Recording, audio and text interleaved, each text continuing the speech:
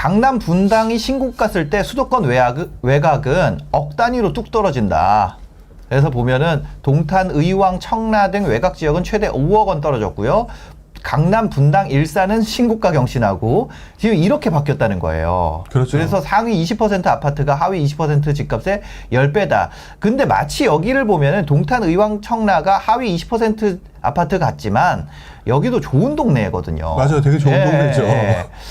그래서 지금 뭐 이렇게 나와 있는데 그쵸. GTX 호재로 집값이 크게 올랐던 경기 화성시, 동탄 신도시, 그러니까 화성시가 동탄이죠. 그 의왕, 청라, 뿐만 아니라 뭐 인덕원, 네. 예를 들어 과천 쪽도 하락세가 계속되고 있습니다.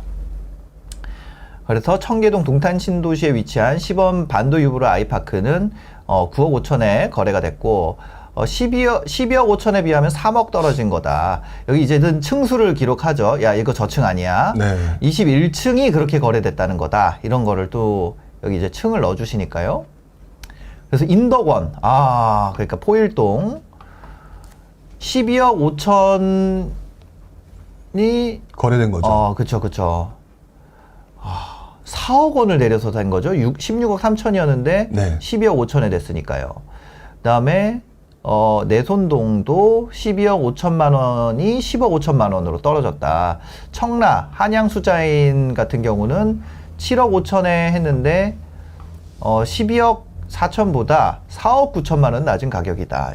이런 얘기가 있습니다. 근데 반면에 반포자인은 전용 216이면 얼마인가요? 저도 전용 84 이상은 계산이 안 돼가지고. 저도 84하고 100 몇, 요 정도만 신경 쓰지. 116, 그 이상은 116 이런 거. 네. 그런 거만 알지 216은 얼마인지 모르겠습니다. 하여튼 그게 10억에 올랐다는 거예요. 69억에 거래가 됐고요. 아마 60평대인가 봐요. 네. 69억인 거 보니까. 가격을 보고 평을 역산한. 도곡렉슬은 58억, 이거 50평대인가 봐요. 58억에 거래가 됐다고 합니다. 직전 최고가가 43억이었는데 15억에 거래가 된 거죠. 이거 평형 계산 편하라고. 그렇습니다. 그 다음에 일기신도시는 규제 완화 소식에 이렇게 날아올랐다. 그런 거죠. 그래서 이렇게 양극화가 되고 있는데 어떻게 보세요? 지금 만약에 내 집 마련을 한다고 하면 네. 이렇게 이게 거리가 그렇게 멀지가 않아요. 네. 사실 뭐 수지 동탄은 빠지는데 분당은 오르고 있고 그렇죠. 그런 거잖아요. 네네. 과천, 인덕원 이런 데가 빠지는데 분당은 지금 일기신도시 호재로 오른다는 거 아니에요? 네네. 그러면 내가 내 집 마련을 한다 그러면 내가 강남권 출퇴근한다 그러면 지금 되게 고민되는 시점일 거예요. 그렇죠. 왜냐면 사실 뭐 동탄까지 안 가더라도 인덕원 쪽에서 과천에서 강남 출퇴근이 되거든요. 네. 충분히 되죠. 대구도 남죠. 그렇죠. 근데 이제 그쪽이나 아니면 수원, 뭐 영통 이런 쪽 그런 데는 이제 가격이 떨어지고 있고 분당은 오르고 있단 말이에요. 네. 뭐 분당 오늘 좀 싼 쪽으로 간다면 분당 뭐 오리역 쪽까지 오리 구미동이나 네. 뭐 아니면 그 뭐 좀 더 싼 쪽으로 가면 야탑은 서울도 더 가깝고 그렇죠. 요런 데 싼데 이제 네. 분당이에요. 네. 그럼 이 두 가지 중에 고민을 지금 내 집 마련을 한다 그러면 강남이 아무래도 사람 일자리 제일 많으니까 강남 네. 기준으로 보자면 고민이 많을 것 같아요. 네.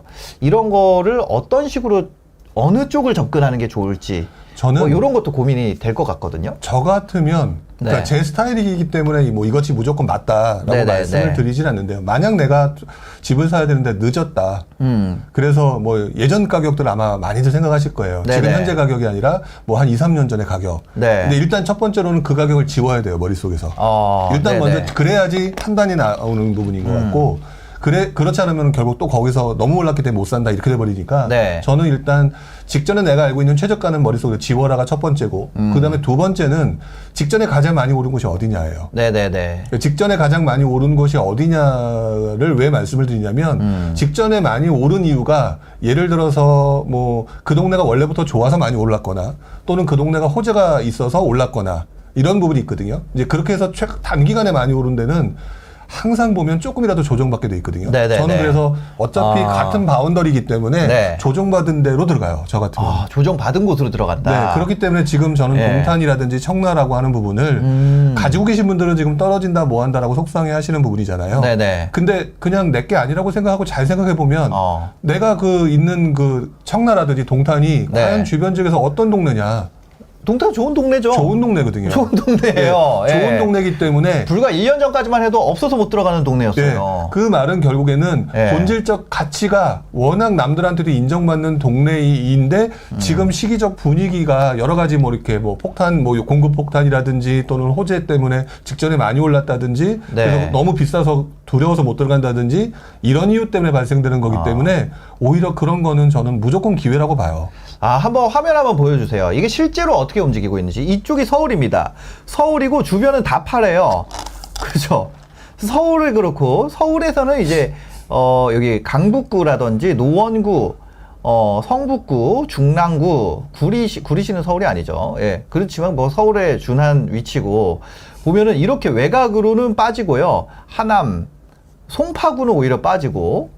강남 서초, 그러니까 이게 강남 3구라고 했었는데, 네. 여기서 이제 물이 빠지니까, 송파구는, 우리는 강남 2.5구 할게, 이렇게 약간 이런 느낌이고요. 네, 그 다음에 과천, 수원, 분당은 오르고, 네. 과천은 내리는, 참 이런 신기한 세상이 되고 있어요. 그래서 자세히 좀 들어가 보면은, 저희 인덕원 쪽을 한번 보겠습니다. 그러면 아파트 가격이 여기 뭐 이름이 뭔가요? 인덕원 삼성. 인덕원 삼성 네. 여기는 15% 빠졌고요. 여기 에센트로. 여기는 이제 에센트로죠. 신축이잖아요. 네네. 여기도 15%씩 빠졌습니다. 이거 뭐 여기 18%씩 빠졌고요. 인덕원 저기 대우 아파트. 푸른마을 네. 아파트. 그다음에 고비. 예. 그렇습니다. 여기 이렇고 평촌 뭐 내손동 아까 기사에 나왔던 곳이죠. 여기도 9%, 12%뭐 이렇습니다. 근데 반면에 이제 분당을 가볼까요? 분당구는 올랐다는 거예요. 분당은 뭐 백현동, 서현동, 이런 거 30% 올랐네요. 임해촌 한신. 그니까 이렇게 이건 뭐길래? 예.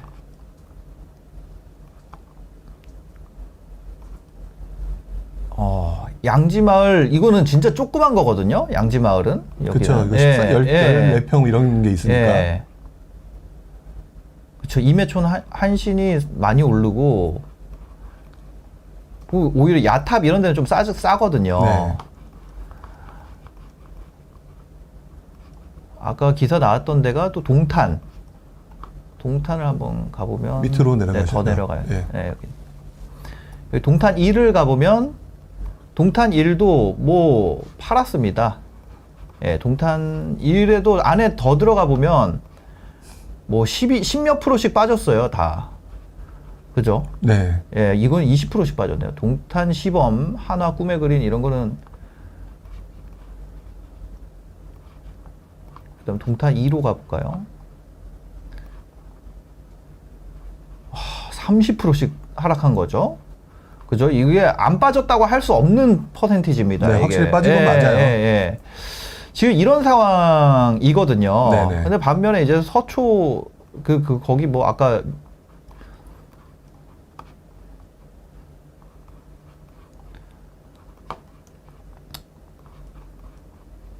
반포는 보면은 엄청 많이 오른 거는 아닌 것처럼 보이지만 아크로 리버파크가 또 신고가를 쓰고 있고 원벨리는 있고.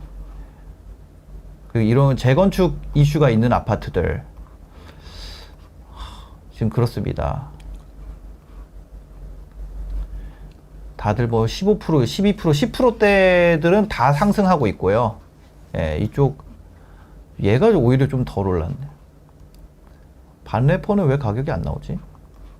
하여튼 그렇습니다. 가격 변동이 없나 봐요, 저거는. 그래서 안 뜨는 것 같은데.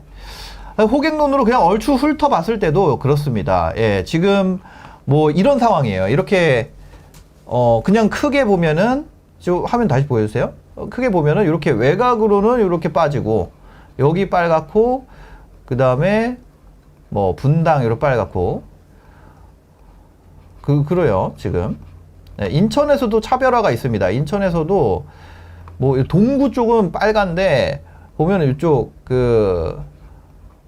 뭐라 그러지? 송도 쪽이 오히려 또 부자 동네인데 여기는 연수구 동춘동 이쪽으로 예. 많이 떨어지고 있죠.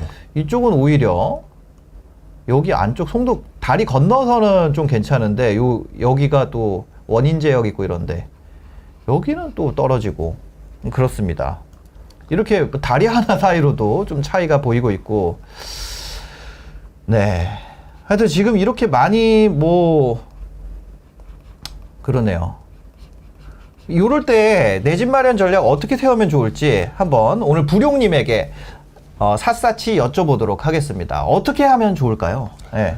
저는 일단 침체장의 상황을 기억을 돌이켜 보면은요. 네네네. 지금 그 파란색과 빨간색이 혼조되어 있잖아요. 네네. 근데 저는 이런 장이 원래 사람들이 헷갈려하는 시장이기 때문에 오히려 기회가 훨씬 더 많다고 보고요. 침체장 때는 다 파래요. 네네네. 진짜 다 파라는 거기 때문에 지금 현재는 우리가 흔히 걱정하는 침체장이라고 말하기에는 네네. 지금 워낙 그 투자 시장 자체가 고차방 정식으로 바뀐 시장이기 때문에 네네. 그냥 눈에 보이는 호재나 기타 여러 가지 이유들 때문에 움직이는 지역과 또 반대로 떨어지는 지역들이 지금 혼재되는 시장일 수밖에 없다. 네네. 그리고 이 시장은 원래부터 예전부터 계속 반복돼 왔던 시장이에요. 네. 그렇기 때문에 지금 현재의 모습을 가지고 너무 이렇게 과도하게 생각하실 필요는 없는데 네. 문제는 지금 아마 많은 분들이 고민하시는 게 내 상황과 맞물려서 고민하실 거예요. 네. 할 수 없는 이 상황을 또는 뭐 여러 가지 뭐 전세가 안 나가는 이 상황을. 네. 근데 이 부분에 대해서는 결국 제가 이거는 어떤 명쾌한 해답을 드릴 수는 없죠. 왜냐하면 네. 내가 싸게 내놔야 나가는 거고. 네. 그러니까 이거는 말씀을 드리기가 참 곤란한 부분이지만.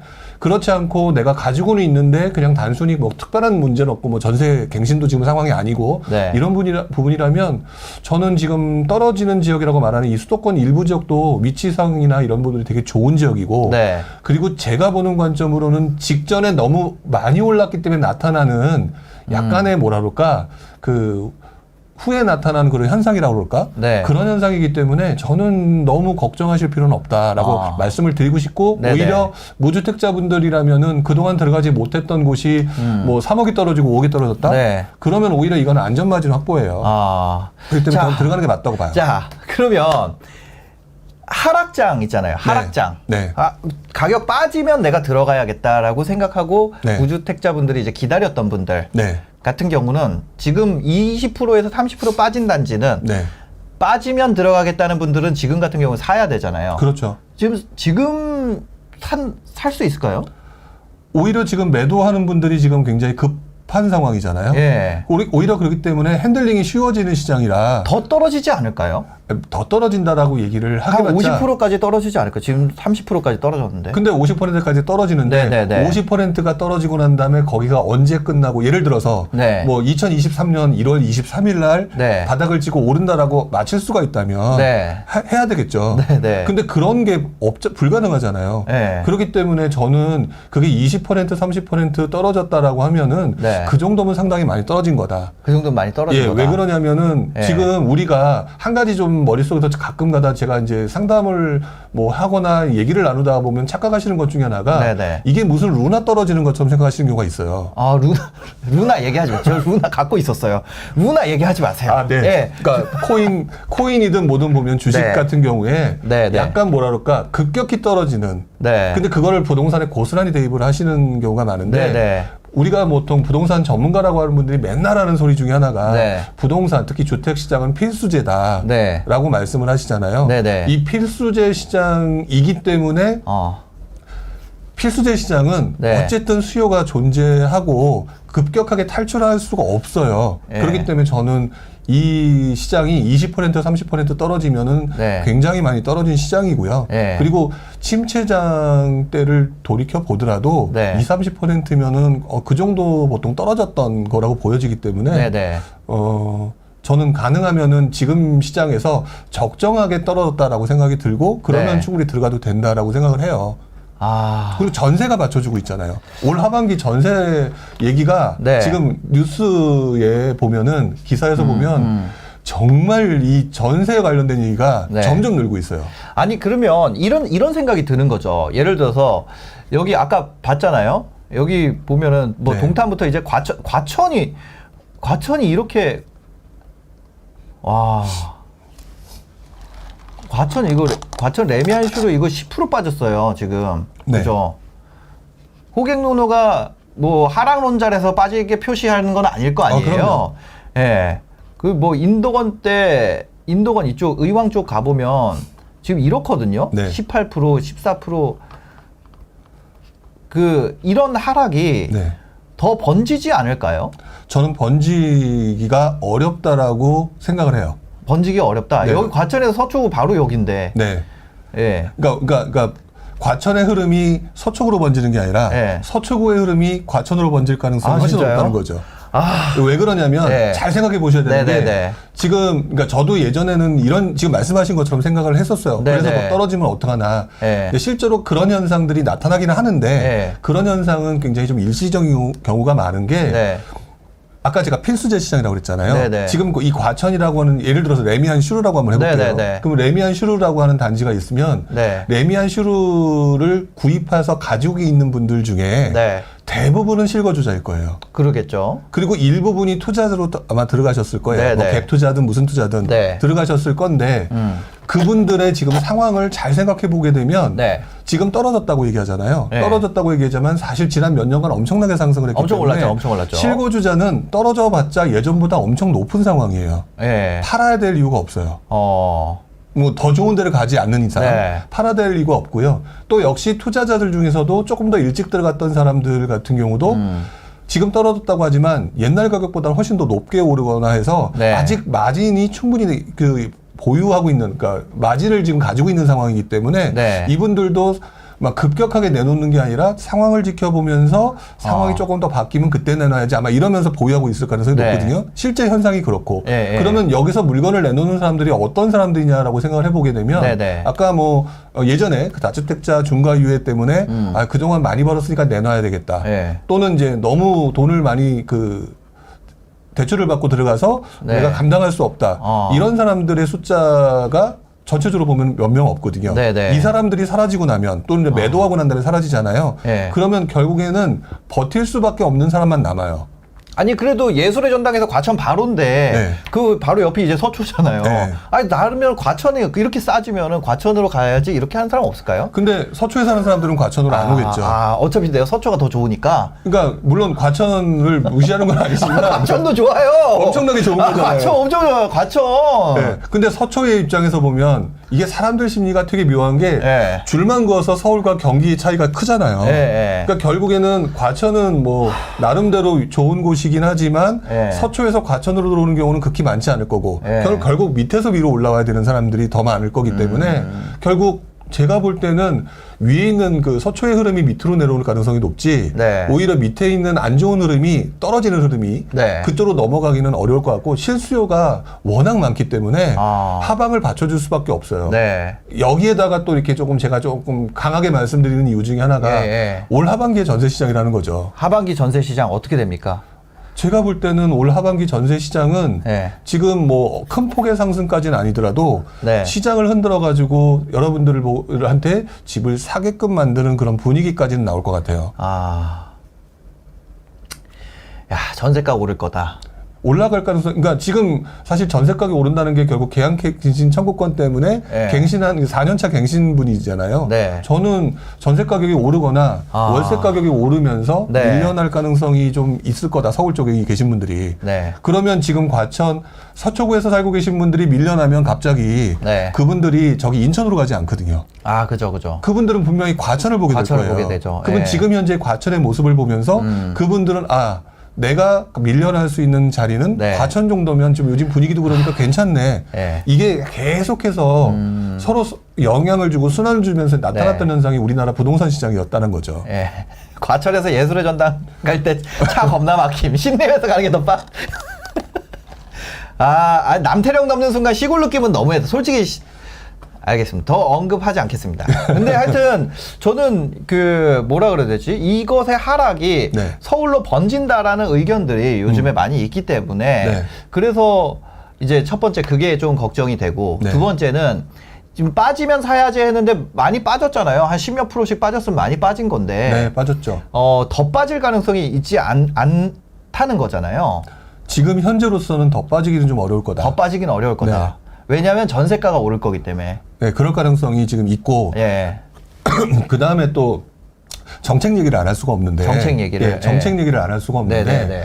지금 우리가 떨어지는 거에 대한 걱정하는 요인들을 항상 얘기를 하게 되면 네네. 금리가 인상한다. 네. 그다음에 대출을 규제하고 있다. 네. 뭐 여러 가지 얘기들을 하고 있잖아요. 네네. 이제 이 요인을 가지고 얘기를 하는데 그 사람들마다 그 심리가 이 떨어지는 요인에 대한 그 불안 요소가 상당히 크기 때문에 이것들을 받아들이는 감정이 되게 커요. 네. 그러니까 금리하고 그다음에 뭐 대출 규제 이런 얘기들을 하시는데 네네. 사실상 오를 요인도 지금 하반기에 되게 많이 남아 있는 게 저는 일단 아까 전세 가격이라고 하는 부분이 네. 일단 시장을 조금 건드릴 가능성이 있고 거기다가 지금 서울 같은 경우는 입주 물량이 제가 이제 신문 기사에서 봤는데 네. 11%? 11% 무슨 그러니까 얘기예요? 예정 원래 그 1분기인가요? 예정했던 분양 예정 가격보다 이건가요?